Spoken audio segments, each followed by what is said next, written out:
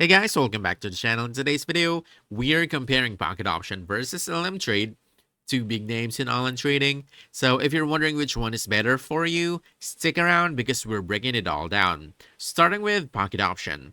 Now this platform offers binary options and CFD trading across more than 100 assets, including Forex, crypto, and stocks and commodities. It's known for its simple interface, free $10,000 demo account, and no commissions on trades or deposits.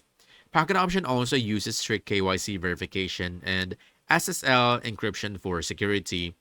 The minimum deposit is $50 and withdrawals typically take 1 to 3 days, with crypto transactions often being faster.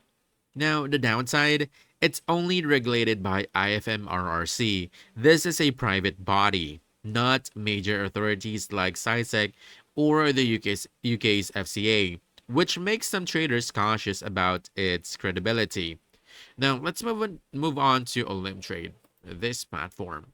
Now, Olymp Trade, it supports fixed time trades and CFDs and Forex, stocks, commodities, and crypto with a low $10 deposit and even a $1 minimum trade. It also offers a $10,000 demo, MetaTrader 4 integration, advanced charting tools, and 24/7 multilingual support. It's great for both beginners and experienced traders. Olymp Trade is regulated by Vanuatu Financial Services Commission and is a member of the International Financial Commission, which provides up to €20,000 compensation in case of disputes. That's big. However, it charges a $10 inactivity fee after 180 days and isn't available in all countries. So what's the verdict here? Now, if you're after fast crypto withdrawals, zero trading fees, and a wide range of assets, Pocket Option might be your pick. This one might be for you, as long as you're okay with lighter regulation.